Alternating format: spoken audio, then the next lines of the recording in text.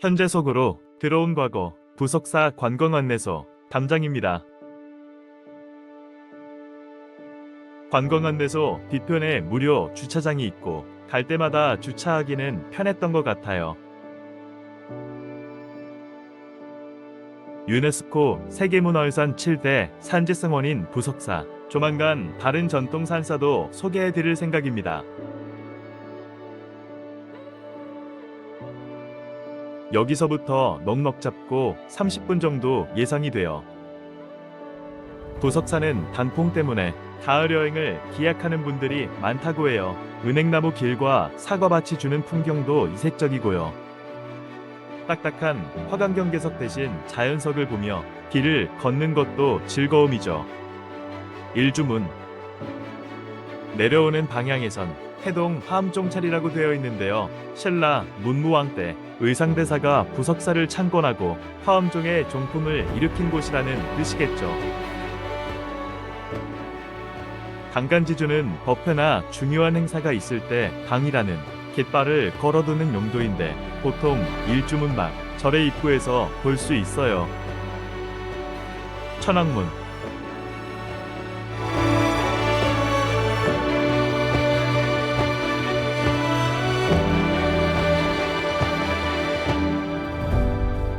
회전문이라 하는데 예전 천왕문 자리가 아닌가 해요. 앞에 보이는 전각, 범종각에 대해선 할 말이 좀 있어요.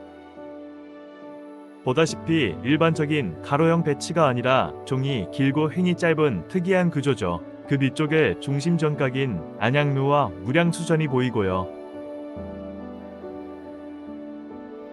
봉황이 날아오르는 듯한 팔짝지붕이죠. 위에서 보면 낫배지붕입니다. 그리고 지붕의 길이도 좌우가 다르게 보여요. 왜 이런 파격을 선택했을까? 아래쪽에선 무량수전을 가리지 않겠다는 의도일 테고, 위에서 바라보면 우측 정각 지붕선에 맞게 용마루 높이에 자연스럽게 앉힌 것 같은 느낌이 들지 않나요?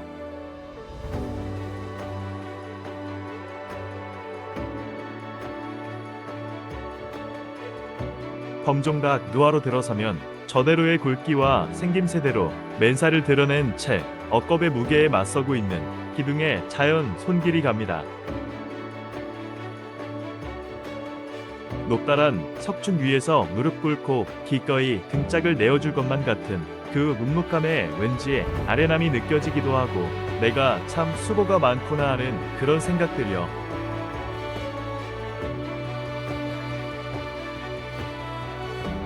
노거와 법고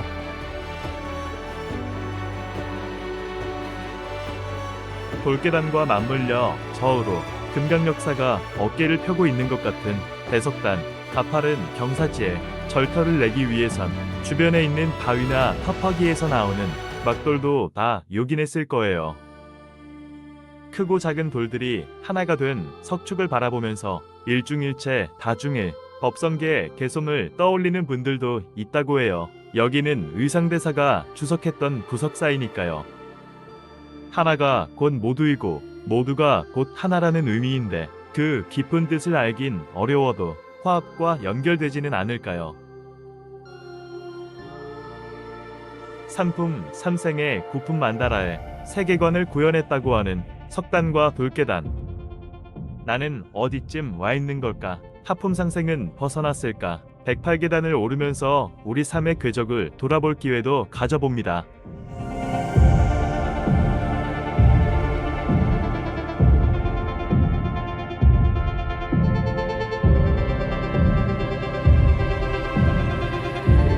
문과 누각의 기능을 함께 갖고 있는 안양루. 안양은 극락을 뜻하는 말인데요. 경기도 안양도 같은 한자를 쓰고 있지요. 한 번에 모든 걸 보여주지 않는 부석사. 천왕문을 지나면 거기까지만, 범종로에 올라도 그만큼만 보일 뿐이죠. 개울물 소리조차도 들려주지 않고 오직 자신의 의지만으로 한 계단 한 걸음 디뎌서 비로소 액자화되어 선물로 다가오는 무량수전입니다.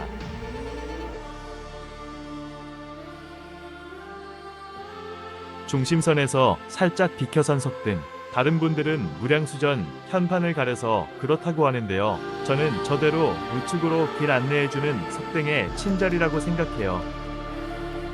아미타불이 서쪽을 보고 계시거든요. 국보 45호로 지정된 소조열의 저상, 나무로 뼈대를 짜고 진흙을 덧붙여 만든 가장 크고 오래된 소조불상입니다.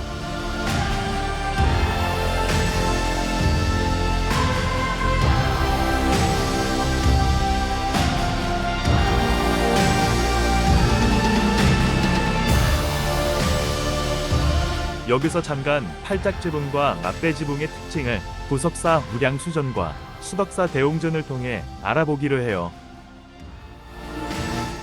팔짝지붕을 대표하는 무량수전은 웅장하면서 가볍게 날아오를 듯한 첨화선이 예술적이죠. 반면 수덕사 대옹전의 맞배지붕은 군더더기 없는 단순미의 극치를 그대로 보여주고 있지요.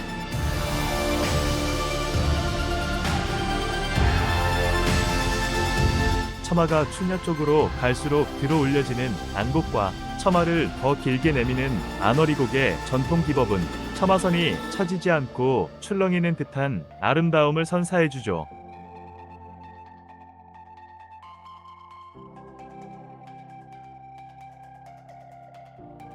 안솔림과 귀소슴은 하중을 가장 많이 받는 뒷기둥을 기울이고 높임으로써 구조적인 안정감과 함께 시각적으로도 편안함을 준다고 해요. 이번엔 무량수전의 또 하나 특징인 주심포식 공포짜임을 알아보기로 해요. 많이 보기는 했어도 공포라는 말이 좀 어려울 텐데요. 이해를 돕기 위해 간단히 그려봤어요. 주심포식 공포, 기둥 위에만 공포를 결구하는 구조 형식, 고려시대 건축임을 알 수 있는 양식인데요. 부석사의 무량수전과 조사단, 공정사 극락전, 수덕사 대옹전 등이 있고요. 다포식 공포, 기둥과 기둥 간에도 공포가 있는 구조 형식, 평방이라는 부재를 통해 하중이 기둥과 벽으로 분산되도록 했어요. 안양루의 공포는 멀리서 보면 금빛 부처님으로 나타나기도 한답니다. 무량수전하면 빼놓을 수 없는 게 배울림 기둥이죠. 배울림 기둥은 기둥머리와 기둥뿌리로 갈수록 기둥의 지름을 줄여 시각적으로 안정감을 주는 기법이라고 해요. 나는 무량수전, 배울림 기둥의 길에 서서 사무치는 고마움으로 이 아름다움의 뜻을 몇 번이고 자문자답했다. 무량수전, 배울림 기둥의 길에 서서 최순우죠. 부석파위, 무량수전 뒤편에 단청이 곱게 빛나는 작은 전각, 선묘각이에요. 의상대사를 사모하던 한나라 여인이 용이 되어 뱃길을 구하고 바위를 공중에 띄워 절 창건에 도움을 주었다는 설화가 있지요. 3층 석탑을 돌아 오솔길을 5분쯤 올라가면 국보 19호인 의상대사 조사당이 있어요.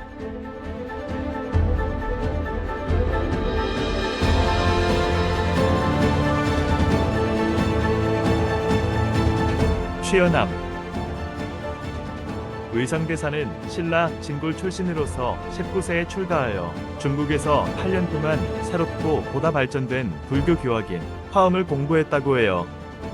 귀국해서는 독창적인 해동 화엄종을 열어서 문화에 3,000명이 넘는 제자를 배출했다고 합니다. 전국에 화엄 10찰도 건립했고요. 철창으로 보호하고 있는 선비와 의상대사의 지팡이에서 뿌리 내렸다는 설이고요.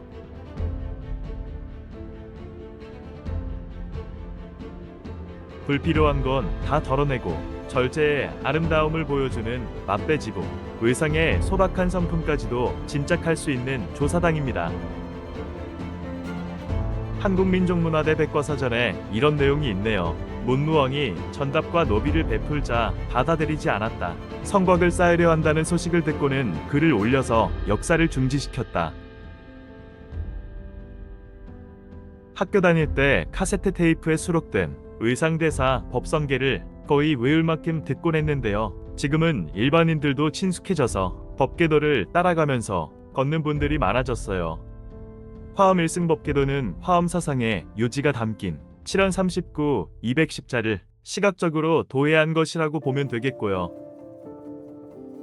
자연과 함께하는 직지사법궤도 16만 장의 도자 경판으로 길을 낸 통도사 장경각 법궤도 5에서 7분 정도 걸리는 것 같았어요.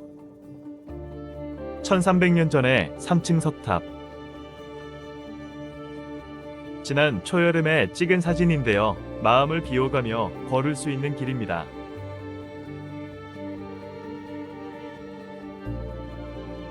석벽과 화개의 조화. 돌, 흙, 기와 각자 물성에 따라 제자리를 지키고 있네요. 부석사 아랫집에 가서 따뜻한 차 마시고 해질녘에 다시 돌계단을 올라왔어요.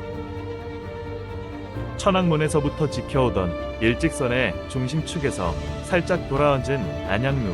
위계보다 조망에 더 비중을 둔 결과일까요? 단차를 두고 늘어선 정각들이 멋스럽기만 합니다. 평생에 여고 없어 이름난 곳 못 얻더니 백발이 닭은 오늘에야 안양로에 올랐구나. 그림 같은 강산은 동남으로 걸어있고 천지는 부평같이 밤낮으로 떠있구나. 지나간 모든 일이 말 타고 달려오듯 우주간에 내 한 몸이 우리처럼 헤엄치네. 인간 백세에 몇 번이나 이런 경번 보겠는가. 세월이 무정하네. 나는 이미 늙어있네. 방랑 시인 김삿갓의 시.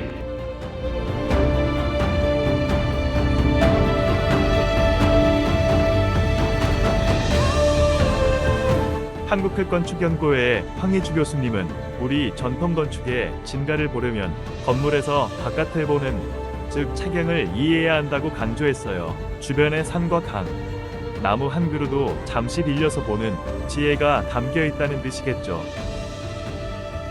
교수님이 차경을 말씀하실 때마다 부석사와 함께 예로 드는 곳이 조선시대 정원을 대표하는 담양소수원입니다.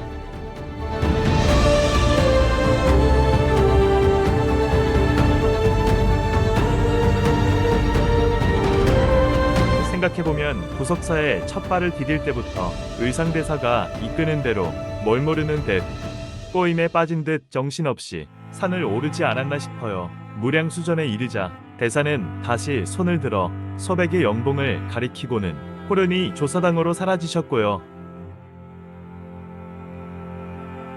켜켜이 덮인 소백의 능선이 강물처럼 흐르고 한참을 넋 잃고 보고 있자니 왜 극락전이 아니라 무량수전으로 명명했는지 그 이유를 알 것 같았어요. 아미타불이 곧 무량수불이죠. 무량수, 헤아릴 수 없을 만큼의 모든 중생을 구제하기 위해 부처님의 수명도 헤아릴 수 없이 무한하다는 뜻이죠. 만약 중생이 없으면 아미타불이 존재할 이유도 없다는 말일 텐데요. 중생의 세상이 한눈에 다 내려다 보이는 곳, 무량수에 어울리는 상징의 터로 부석사만한 데가 있었을까요? 지금이야 길이 좋고 주차장도 넓고 하니 절도량이 경외심이 느껴질 정도로 대단하지는 않을 테지만 그 옛날 수십 수백 리를 길을 물어 찾아왔을 사람들을 생각해보면요. 반갑다 일주문에 인사하고 가쁜 숨을 몰아쉬며 안양루를 넘어 무량수전에 다다랐을 때 그 환희심은 말로 다 표현할 수 없었겠지요. 수행자는 수행자대로, 일반인은 일반인대로 근심을 더는 건 기본이고 먼 산들이 말없이 가르쳐주는 화엄세계의 깨달음을 얻지는 않았을까요? 이쯤에서 세속의 숫자 하나가 뇌리에서 떠나지 않습니다. 무량수전이 세계 최고의 건축이 아닐까. 20년도 지난 얘긴데요. 앙코르와트 사원을 방문했을 때 거대한 산을 이루는 석조물과 회랑벽에 빈틈없이 정교하게 새겨진 부주를 보고 놀라움을 금치 못하겠더라고요. 그런데 매일 2만 명 이상의 인구와 노예가 동원되었다고 하는 해설을 듣고 나서는 가슴 한편엔 암석을 운반하고 다듬었을 그들의 노고가 지워지지 않는 거예요. 물론 현대의 잣대로 도덕성을 운운할 수는 없겠지만요. 제 성향으로는 피라미드나 만리장성도 건축적 가치로 받아들이긴 힘들고요. 왕이나 권력자들이 자기 과시용으로 호사롭게 건축한 궁전도 별로입니다. 시야가 침해당하는 높은 건축물도 집합주택, 토르보다 점수를 더 주진 않고요. 건축의 노벨상이라는 프리츠커상의 최근 동향도 사회적, 환경적 공헌을 중시하고 있는 것 같은데요. 2025년 수상자인 중국의 리우지아쿤의 청두 웨스트 빌리지는 자연과 도시 생활을 조화롭게 결합시킨 프로젝트였지요. 부석사는 산세 지형에 따라 자연에 거슬리지 않으면서도 빼어난 건축과 장엄미를 갖춘 수행자들의 생활 공간이면서 수행 공간입니다. 일반 관람자들에게도 문이 활짝 열려 있고요. 담장도 없이 자연과 하나 되는 공간, 계절마다 다른 모습을 보여주고 날마다 석양이 다른 그림을 그리는 부처님이 있고 의상대사가 있고 가르침을 나누는 스님들이 있는 공간, 모든 면에서 이보다 더 훌륭한 건축을 만나본 적이 없습니다. 에피소드가 하나 있는데요. 날이 차고 인적이 끊기는 시간에 83세 된 노인이 와서 해준 말이에요. 무량수전을 기원은 산 너머 암자 같은 곳에서 구웠다고 하는 거예요. 거기서 부석사까지 누구 할 것 없이 줄을 서서 손에서 손으로 전해져 무량수전 지붕에 바로 올려졌다고 하고요. 믿기지 않는 설화 같지만 불심과 공덕이 참으로 대단했겠다 싶었죠. 나무아미 타불. 냄새 없이 구수한 청국장이 일품인 자미가라는 한식집인데요. 관광지 식당에 드물게 멜라민 그릇을 쓰지 않는 점도 눈에 띄었지만 직접 담아서 만든 청국장과 반찬 맛은 반경 30km 내에 지날 일이 있으면 반드시 다시 찾게 할 것 같아요. 고등어 정식은 양이 많고 청국장만 시켜도 충분합니다. 부석의 콩. 부석태는 다른 콩에 비해 2배 정도 굵고 맛있기로 유명해 콩 세계박물관이 있을 정도라네요. 부석사에서 15분 거리에 풍광이 수려한 소수서원이 있는데요. 편하게 산책할 수 있는 곳이니까 들러보심이 좋을 것 같아요. 이달에 남은 일정이 봉정사와 경복궁인데요. 다시 소식 올릴게요.